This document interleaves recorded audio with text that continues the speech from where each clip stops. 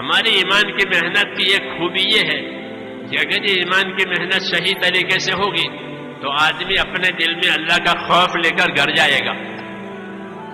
ہم نہیں کہتے وہ ولی ہو جائے گا، یہ نہیں کہتے ہم کہ وہ 4 مہینے دے کے ولی ہو جائے گا، یہ دعویٰ ہمارا نہیں ہے. لیکن انشاءاللہ ثم انشاءاللہ اگر کام کو اور وقت کو اصولوں سے پورا کیا ہے اللہ کا خوف لے کر جائے گا. اب اللہ سے ڈر کے زندگی گزارے گا کہ نہیں میں نہیں کر سکتا. یہ اللہ سے دیتے اندر کہ حکموں کی محنت قربانیوں کے ساتھ ہوگی، اندر اللہ تعالیٰ کے دل کو خوف پیدا ہوگا، اس لیے وہ اللہ کے بارے میں ڈرے گا. بہت سے لوگوں نے جب اندر خوف پیدا کیا تو برسوں کی قضا نمازیں پڑھی. یہ جاہل تھا، 20 سال نماز نہیں پڑھی. اب اللہ کا ڈر پیدا ہوا، کیوں تبلیغ میں وقت لگایا اور اچھا لگایا. 20 سال کی نمازیں باقی ہے تو 20 سال کی نمازیں قضا پڑھ لی. روز حساب کر کے تھوڑی میں اس آدمی کو جانتا ہوں جس نے 20 سال کی نماز قضا پڑھی ہے. خالی قصہ نہیں ہے کہ مغرب سے عشاء تک مسجد میں رہنا اور اپنی چھوٹی نمازیں قضا پڑھنا، آج اتنی پڑھی، آج اتنی پڑھی، اتنی پڑھی، اور کسی سے کہا بھی نہیں. جب پوری ہو گئی مرنے کا وقت آیا تو اپنے بھائی سے کہا کہ ایک بہت بڑا بوجھ تھا، وہ کیا کہ 20 سال کی نماز قضا ہو گئی، الحمدللہ پوری ہو گئی، توبہ کر لی کہ اب نماز نہیں جائے گی. یہ خوف پیدا ہو گیا، یہ اللہ نے اس کو دیا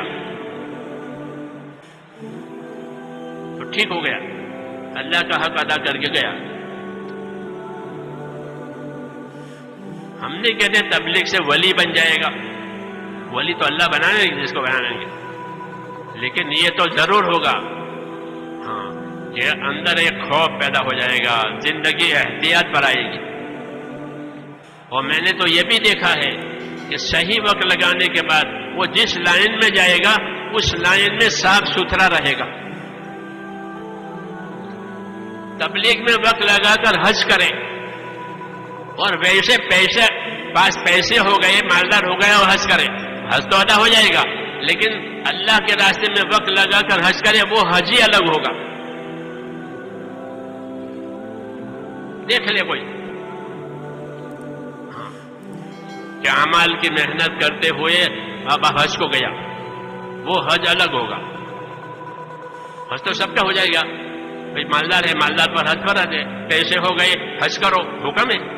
ہم نہیں کہیں گے کہ نہیں ہوا، لیکن کام کر کے تبلیغ کر کے اور محنت کر کے کرے حج. دیکھ لے دونوں میں کہ دونوں کے حج میں زمین آسمان کا فرق ہوگا.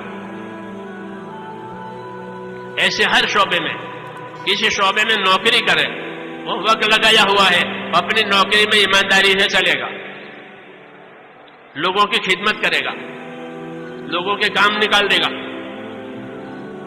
ہاں یہ کام ہے میرے دوستوں،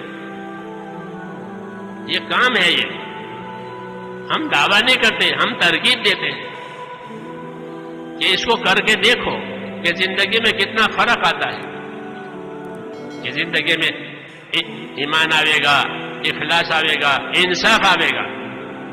ایک چیز میں اپنے لیے پسند نہیں کرتا ہوں، دوسروں کو کیسے پسند ہے؟ انصاف ہے تو انصاف کرنا ہر وقت فرض ہے.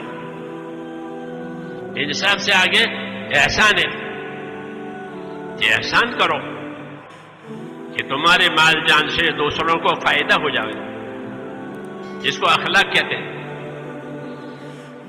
کہ انصاف بھی کرو، یہ تو فرض ہے، اور انصاف سے آگے احسان کرو کہ میری ذات سے کسی کو فائدہ ہو جاوے، میرے مال سے کسی کو فائدہ ہو جاوے.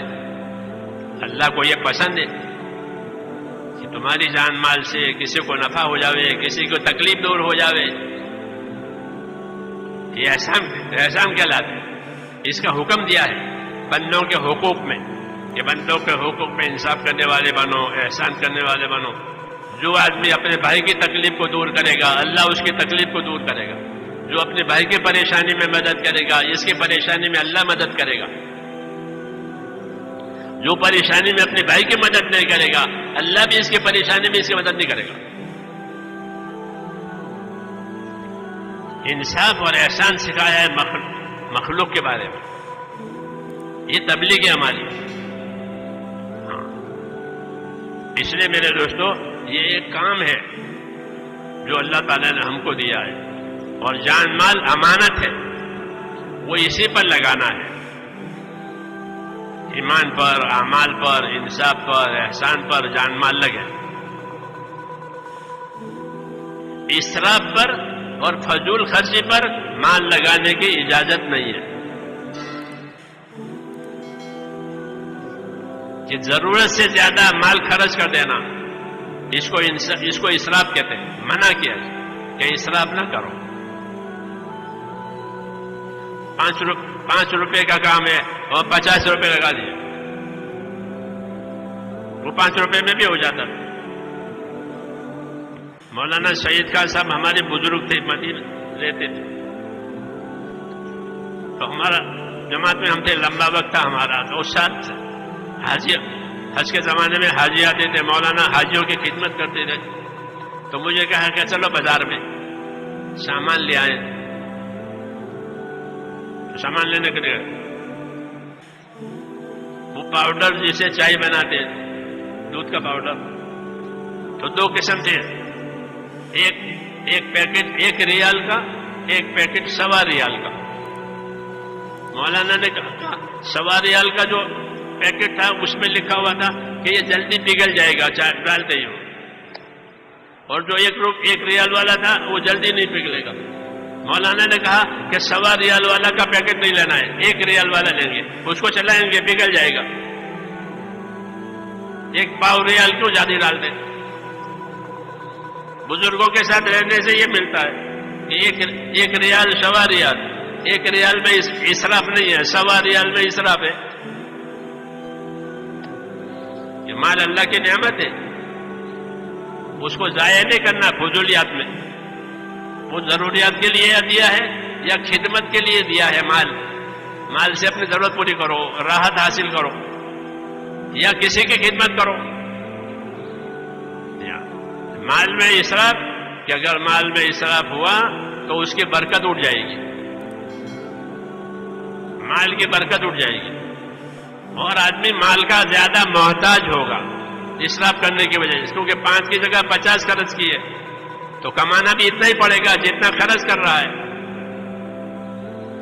تو کمائیوں میں وقت لگ جائے گا جیسے آج ہو رہا ہے کہ کمائیوں میں وقت لگ جاتا ہے.